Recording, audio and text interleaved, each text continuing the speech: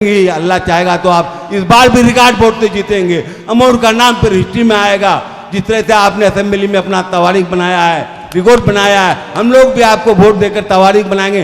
पिछले बार आप second topper हुए थे, इस बार आपको फर्स्ट टॉपर बनाएंगे अमोर में, और आप पूरे बिहार में सबसे ज्यादा पूछिएगा इंशाल्लाह आप। लेकिन ये मेरी मांग पर ध्यान रखेंगे। बात कह के बुला रहे हैं कि ये बाहर से आया है, इनको वोट नहीं देना है, अमोर को बचाना है, अमोर को भगाना है। वैसे लोगों को मैं बताना चाहता हूं कि आप लोकल होकर, आप यहाँ के मुकामी होकर, सभा जफर साहब या हमारे लोकल एमएलए साहब, आप लोगों ने इलाके को पीछे करने का काम किया, हमारी बिरादरी को बदनाम कराने का काम किया।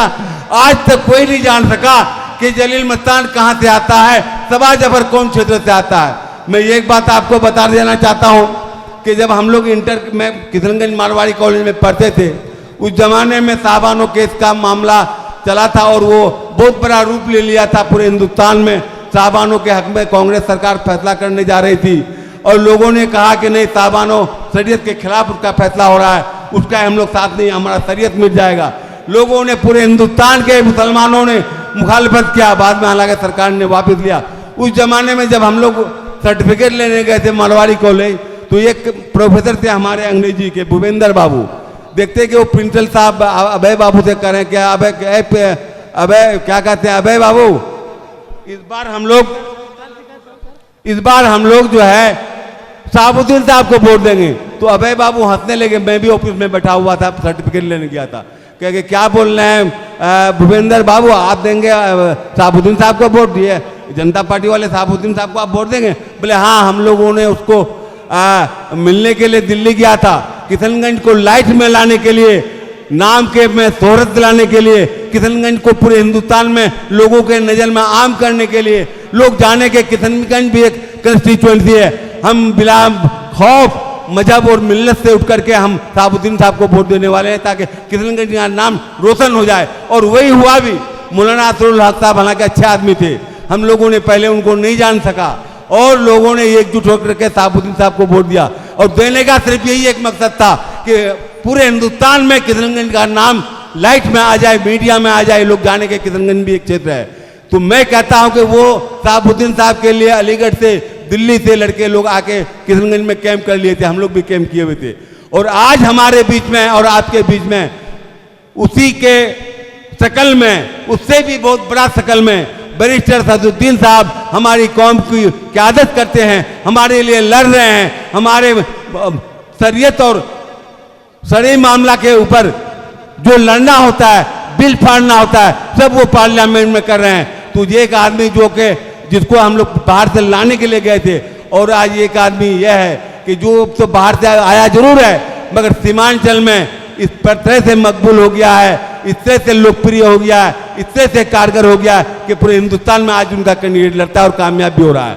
और उससे भी ज्यादा, उसके साना बसाना हमारा एमएलए जो पैदा तो हुआ हमारी सरजमीन में, कहाँ इसका घर है? इसका घर यही आपका टेना, इनका बाई बोतल है, माधोहाट में इनकी पैदाइश है।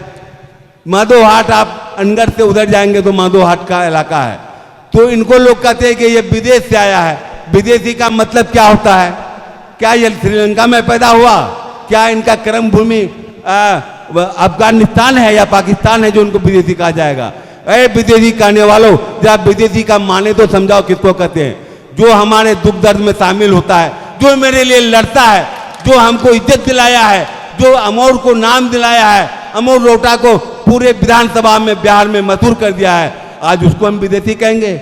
उनका खाना, उनका चलना, उनका बैठना, उनकी रिश्तेदारी सब तो हमारे कल्चर का है। हमारा रिश्तेदारी उनके यहाँ है, उनका रिश्तेदारी मेरे यहाँ होता है, उनके यहाँ की लड़कियाँ मेरे यहाँ आई हैं, हमारे यहाँ के लड़के लोग उधर जाके शादी किए हैं। तो ये फिर अलग कल्चर का कहाँ से हुआ? ये जब तक आप और हम कल्चर के नाम पर, लसानियत के नाम पर, जात बरादरी के नाम पर, मजहब के नाम पर वोट देते रहेंगे, हमारा और आपका इलाका आगे नहीं बढ़ सकेगा। आज 5 साल में देखिए, जो बात हम लोग कभी सोचे भी नहीं थे कि अख्तरुल इमान के दिमाग में ये भी बात आएगा, कभी हम लोग हिम्मत नहीं जुटा पाए कि ये सरकार में नहीं है, इनको महानंदा में ब्रिज बनाने के लिए हम लोग कैसे कह सकते हैं? क्या कि महानंदा में तो सुना गया कि 1967 में जब ब्रिज बना तो इस वजह से बना के यहाँ पर एनएच था, 5 साल तक लोग नाव में पार किया, उसके बाद जो महानंदा ब्रिज की बारी आई, लोग बनवाया। तो यहाँ पर ब्रिज कैसे बन जाएगा? लेकिन जब ब्रिज का सैंक्शन हो गया, लेआउट होने वाला था, तब ये हम लोगों को बताया कि मैं बहुत मेहनत कर रहा था। हम लोगों को हालांकि जानकारी था कि मेहनत कर रहे हैं, और आज लोग कहते हैं कि नहीं वो पुल 7 साल पहले हुआ था। थोड़े दो बेवकूफ़ों, अगर 7 साल पहले पुल हो गया था तो मीडिया में आज तक दिखाओ। हम अपने कान से सुना है कि माननीय तेजस्वी जी ने ऐलान किया विधानसभा में कि माननीय विधायक अतुल लिमान के अनुरोध पर 217 करोड़ रुपया हम महानंदा पुल कांटी अभयपुर घाट के लिए सैंक्शन किया, तो कराया ये। और आज जब काम हो गया तो लोग कहता है कि हमने कराया। आपका तो सोच ही में नहीं हो सकता वो बात, जब हम लोगों का जैसा आदमी ये बात तखय्युल में नहीं था कि कभी हो सकता है महानंदा में ब्रिज हो सकता है। अगर तू महानंदा ब्रिज के एवज में, खारी घाट के पुल के एवज में, रसेली घाट के पुल के एवज में अगर हम ताउमर इनको अपना वोट देते रहे तो हमारा हक अदा नहीं होगा इनके लिए। इन्होंने वैसा काम कर दिया हमारे लिए। अब मैं इस मंच से हमारे भाई अख्तर उल ईमान से गुजारिश करना चाहते हैं कि ये हमारा पंचायत तारीखी पंचायत है। आप कहिएगा किस माने में? जब मुल्क में कोई आवागमन का, आमद व रफ्त का कोई वसाइल नहीं था, रेलगाड़ियां नहीं चलती थी, मोटर बाइक नहीं चलता था, पक्की रोड नहीं था, तो सिर्फ लोग नदी से सफर करके कलकत्ता यहाँ से जाते थे। और कलकत्ता जाने के लिए ये महानंदा नदी ही का रास्ता था। लोग यहाँ से जाते थे, वहाँ से नमक लाते थे, यहाँ से कुल जाके बेचते थे। हमारे गांव के लोग जाते थे। तो मालूम पता चला कि उस जमाने में दुलालगंज हाट और वो क्या कहते हैं कि कुट्टी हाट ही मेन मार्केट हुआ करता था।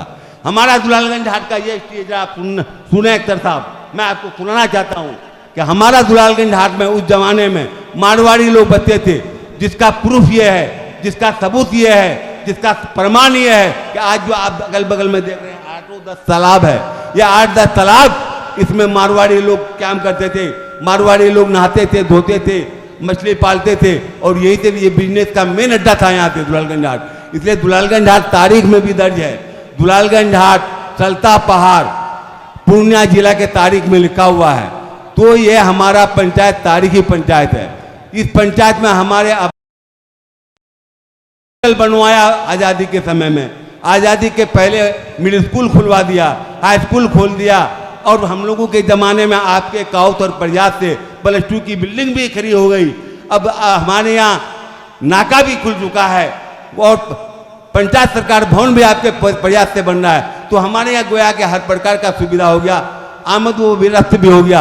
अब सिर्फ कमी है हमारे यहाँ, और बहुत बड़े मसला से जो हम लोग जूझ रहे हैं, ये नदी कटान का मसला है। गोया के वहाँ काशीबाड़ी से लेकर के हमारा ये पतलवा गांव तक पूरा नदी कटान के जद में है। अगर ये हिस्सा कट जाता है, जिस रफ्तार से भी कटना चालू हुआ है 2 साल से जो कट रहा है, अगर इसको रोका नहीं गया, बोल्डर पिचिंग कराया नहीं जा सका, तो हम समझते हैं कि मेरे पंचायत का अस्तित्व मिट जाएगा।